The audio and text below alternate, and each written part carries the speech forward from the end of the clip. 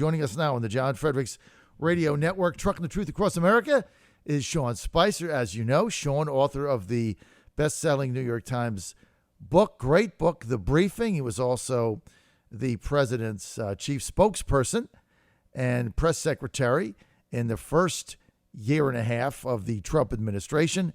Longtime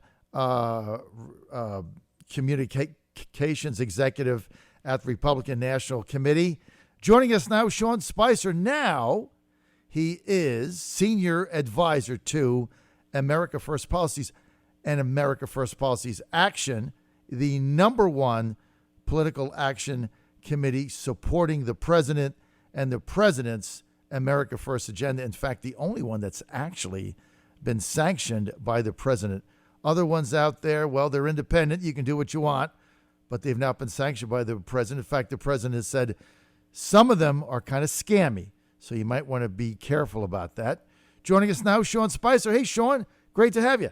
Hey, good morning. What a way to kick off a dreary week here in Virginia, but I thank you once again. And John, I love the introduction only because I know so many of the folks that listen to your show. Last cycle, you were out at the forefront. You were at the tip of the spear talking about getting folks throughout the Commonwealth behind President Trump, when frankly not a lot of people were. And I don't know that everybody gives you the credit that you deserve in the sense that getting out early wasn't always the popular thing, shall we say, but you were out there.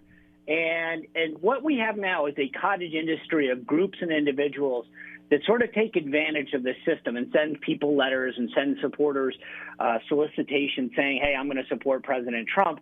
And in many cases, they're not. And I think the point that you were making in the introduction is crucial because I know that in my house, I get probably a handful of letters a week from folks of all sorts of backgrounds saying, hey, so, can you please send me some money? I'm helping support the president's agenda, his candidates, whatever.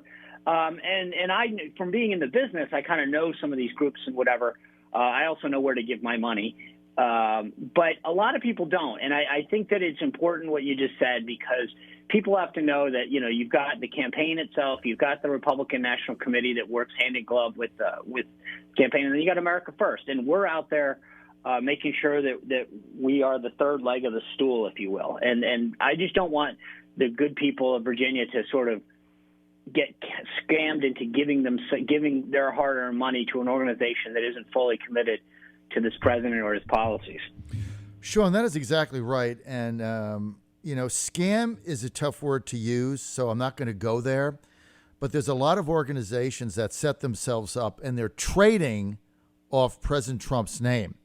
And some of them misrepresent their level of support. The president pointed one out the other day that raised, I think, $1.85 million, and it only really spent $450,000 towards the objective of advancing the president's agenda. The other money going to other things, payroll and solicitations and things of that nature. And so, look, any organization has the right to independently create themselves and ask for money. It's part of what goes on. But you have to be very careful in being sure that the money that your hard-earned money that you give is going to an organization that is set up for one thing, and that is to support the president's reelection and to support the president's America First policy agenda. And that it's not just the president. I spent 6 years at the RNC, and there were people creating these groups called, Fire Pelosi, and I do use the word scam because in many cases I had seen this over the course of my time at the Republican National Committee, where there were solicitations going out and saying, we are the only organization that is committed to defeating Nancy Pelosi. And frankly, to be blunt, a lot of these folks prey on older Americans who are committed conservatives, Republicans, who don't have the time necessarily to research every group, but trust that the organization is doing this. And we would see these groups that are saying, we're going to defeat Nancy Pelosi or maintain a Republican House. And beneath the surface, none of the money was actually going to campaigns or to any type of effort that would do this. And so one of the things that I say, and I know this is sort of off topic, but when people want to give, I think the priority should be the following. If you like a candidate, give to the candidate, because it's a very Republican thing in my mind, which is it's sort of like when people ask you, who do you want to give to? No one that I know of, especially folks on the right, say, let's give more money to government. You give money to organizations that help people in whatever area, whether it's homelessness, trying to get people the care and health care they deserve. Very few people believe that the best deliverer of that is straight up the government. And I think in terms of campaigns, it's the same thing, where you go, the best place to first give money is to candidates that you support. And if you can help them, they're going to know exactly what they need more than anyone. Then second to the party, because for all the sometimes negative comments the party gets, at the end of the day, the party's only goal, whether it's at the state or the national level, is to elect more Republicans. That's it, plain and simple. And then the last is, if you have extra at that point, try to give to another organization. And in the case of the president, America First is that condoned, endorsed, and sanctioned organization, if you will. And that's a place where okay, like now I know that this is something that is legit. But you got to be careful these days, because people are getting hit up on all sorts of causes. Right, and it's under Trump's name. That's the thing. I mean, there's I think somebody asked me the other day. I had a caller call in and say, I heard Corey Stewart, for instance, opened up is the head of a new PAC. I forget the name of it, and should we give to that? And I'm like, well, that's your own decision, but it's not sanctioned by the president. Anybody can start one of these groups, and the problem is you don't really know where the money's going. It's not sanctioned. Sean, can you explain to our audience the difference between America First action and America First policies? You're trying to stump me, John. But simply put, there's a legal distinction in the tax law. One allows the PAC to do political activities and be blatant about it. The other one that supports policies is just that. It supports the president's policies. And so, a lot of times if you're watching an activity, so sometimes it's building grassroots support for example, right now the president's big agenda, number one agenda item is the USMCA, the new NAFTA, if you will. And it's very possible that America First, once this thing starts moving along, says, hey, let's figure out different ways we can support it. So that would be paid for by the policy side of the House as opposed to the political side. But it all really comes down to just making sure that, according to our tax law, that you spend the right funds for the right, side of the house, for lack of a better word. Right. I mean, that's just the bottom line, is being sure if you're going to give money, which we'd like you to do that to help President Trump get reelected and help advance his policies, the only sanctioned political action committee out there to help him, Super PAC, is America First Policies and America First Policies Action. Anything else is on their own, so you have to be aware of that. Sean, let's get to some of the goings on here and start with the Democrats trying to issuing another subpoena for Donald Trump Jr. Didn't he already go in front of Congress? Didn't he already talk for 20 hours? What on earth do they want? I'm with you on this. I think, I can't remember how many hours he testified in front of that particular committee. Then he went and I assume he talked to the Mueller investigation. And what kind of amazes me a little is the timing of it, right? Which is you've had this committee, the Senate Intelligence Committee, has been having hearings and discussing this for 2 years. He has gone in front of them and spoken to them very candidly. And then he did the same with Mueller. Mueller issued his report. And now suddenly to be called back after what should be considered settled, meaning I don't know what other question you have that wasn't answered the first time. And then that's why, to me, I am a little bit kind of perplexed is probably the best word as to what the heck is going on here, because Donald Trump Jr. did apparently answer every question they seemed. I don't know when it happened, a year ago. So what has changed in the last 12 months that suddenly you didn't ask him back then? It just looks like more of a political witch hunt to me. They can't find anything else, so they're just grasping at straws now, making people testify back. What about Trump's tax returns? Does the one thing just to put a pin on that is the only thing that seems to be ever discussed with respect to Don Jr. is the meeting he had. Now, Robert Mueller had 50 prosecutors of the highest level of government involved in this thing. They went through all of this with a fine-tooth comb and said that, found nothing that was illegal. So I'm not really sure. And oh, by the way, and the Senate themselves asked Don all of these questions and went through this a year ago. So I can't imagine, after the level of scrutiny that he has been through with respect to this one particular meeting, that somehow there's something new. And to your point, I think that, this is clearly driven by the Democrats on that committee, Mark Warner being the big one. Mm-hmm. But here's what's going on, John, that no one in the media or else wants to really talk about. And it's plain to me, which is this investigation has been going on for 2 years, since the start of the presidency. And there was clearly, in my opinion, a group of folks that realized that the election didn't go the way that they thought it was. They all believed that Hillary Clinton was going to win, and they were frankly embarrassed that they lost. And so this sort of investigation has been their way of justifying their loss. You saw Hillary Clinton talk about it last week, where she said, the reality is I did win the election. It's like, oh, my goodness. Right. And so what's going on now is that, the House did its investigation. It came up nothing. The Senate did it. Richard Burr, the chairman, said a while ago that they hadn't found anything. Mueller does his thing, goes to the ends of the earth, 2,800 subpoenas, 500 witnesses. They find nothing. So now I think the Democrats go, okay, well, we can't now just say that it's over. So we've got to find ways to keep it going. So what do? Well, let's go subpoena Don Trump Jr. Right.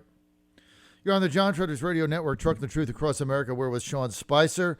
Hey, got to buy his book, The Briefing. You can get it on my website. Just go to johnfredericksradio.com. It's right there. Click it, Amazon or your favorite bookstore. And Sean now was, as you know, the press secretary for the president, and in my opinion, the best press secretary ever. I went to every one of his press briefings, and they were great. And now he's not there, but he is senior policy advisor to America First policies. Sean, I do have to say, I often hanker back to the days of your press briefings because they were really good, and the best ever. I really thought they were just, you answered questions, they were fun, they were informative, and now we don't have any. I can't remember the last time Sarah had a press briefing was months ago. Yeah, why is that? That's true. Look, I've said this even during my tenure. The goal of a press briefing is to provide information when the principal, in this case the president, is unable to do so. And if you look at both Sarah and this president, who was it? One of the journalists the other day did a thing where they said, I know it was Doug Mills, who from the New York Times said this president's the most accessible president that I've ever seen in my tenure, and he's covered a ton. And I think that what's going on, John, is everyone gets their head wrapped around the axle of, well, there wasn't a briefing today. That's not the issue. The question is, was there information provided to those people who had questions, especially in, obviously, the press corps? And the answer is yes. Yes. There isn't a day that goes by that I've seen where you don't see either the president or Sarah on television. Right. So she'll stand out in the driveway on the right outside the White House and address reporter questions. And so the question that I always have is, okay, so you just don't like the setting, if you will, right? So instead of being in the press room, it's in the driveway. Instead of having an organized time on a sheet, it might be a little bit more haphazard.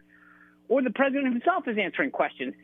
And I think that it's these folks in the press corps who go, well, gosh, when you do it in the driveway, I don't get to my face on television. Therefore, I don't get more YouTube followers and Twitter followers. Right. That's what it comes down to. Is that it's all about them. And that's what it's always been, which is how do I, ex-reporter, get more attention? Right. Well, it's certainly I've been to almost all of them since he's been president, and they really, under Sarah, devolved into what I called CNN buy a gig. I mean, they just wanted to get a gig on CNN, and so many people who didn't even have questions, they would just attack Sarah on camera, would end up getting a paid gig at CNN. And there's a whole bunch of them. And so that But you know what? So here's the thing, John. You are absolutely right. But the thing that's interesting about your question is this: that during my tenure, it was pretty much daily. That was daily. That we had some kind of outburst or spontaneous utterance. And to be blunt, we don't have that anymore. Right. And so, the thing that's interesting to me is you can say all you want about the utility of the briefing, but the fact of the matter is that Sarah may have changed the dynamic, but you're seeing less of the outbursts now on a daily basis. And I actually think so. And yet, you go, well, is the press getting access to senior officials to get their questions answered on matters of public policy, personnel, et cetera? The answer is yes. Unequivocally, I was at the White House last week. There were reporters queued up outside Sarah's office. And as I like to remind people, I mean, the briefing or the on-camera thing is, a fifth, if not, not a fifth, 5%, if not less, of what you actually goes on in that press office. And so they're getting their questions answered. They're getting information. They're getting access. But you're not seeing it in the same way. And the question is, why does that matter? And I think it matters only because of what you just said, because you're getting fewer people that are saying, gosh, I was looking for a cable contract, or I wanted to get more followers on Twitter by saying something outrageous. That's what they had devolved into, and that's why, just as being one of them, I really don't have a beef for not having them. I mean, they were fun when you were there, but I mean, they really evolved into something, or devolved. And at the end, you got very little questions. I mean, they were not questions to get information, like you said. I mean, I would do that. I would ask questions to get information to give to my listeners that day or the following day. And what had happened is you get a bunch of them in there, especially in the first two rows. They want to get on TV, and they want to shout out accusations in order to get their Twitter followers up, and it became a total waste of time. So I do agree on that. I've only got a couple more minutes, and I do have to ask you this. Biden surging in the polls, what do you guys make of this? Well, I mean, two things. One is, in a crowd of whatever it's now, 57 candidates, he's got the greatest name ID. He's been in politics since the 1970s. He ran for president twice. He was 8 years as vice president. So one is just pure name ID. Number two is, I think, he gets a positive residual from the Obama years. President Obama is immensely popular with the Democratic base, and Biden was the loyal number two to him. So I think, by default, he gets a lot of the, he by association, and he reminds people on the trail. If you ever listen to Biden, he consistently invokes President Obama's tenure as president and his role in it, which is smart. And so I think that's how he has distinguished himself. And, you look at a guy like Mayor Pete, right? And the guy's the mayor of South Bend, Indiana. And so he doesn't, with 100,000 plus people there. So you got a guy like him who is fighting for, name ID and relevance. And that's true, frankly, of even some of these senators where they're just not well known. Biden was vice president for 8 years and chairman of the Foreign Relations Committee in the Senate. I mean, he has been at the forefront of American politics for decades. And so he benefits from this name ID. Exactly right. I think when push comes to shove, some of these Democrats are going to have to start to attack Biden and question some of his decisions. John Fredericks Radio Network. Quick word from our sponsors. I'll be back with a wrap.